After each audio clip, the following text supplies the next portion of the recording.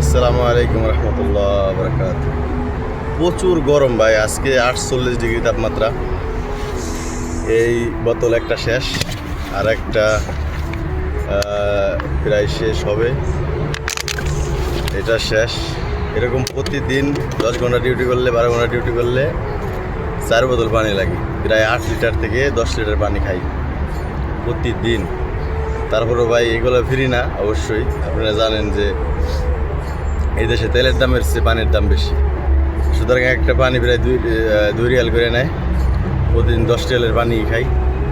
এরপরে তো আরও ঠান্ডা পান্ডা আছে। প্রচুর গরম ভাই, প্রচুর গরম। বাইক দিয়ে ডেলিভারি করে আরও কষ্টকর।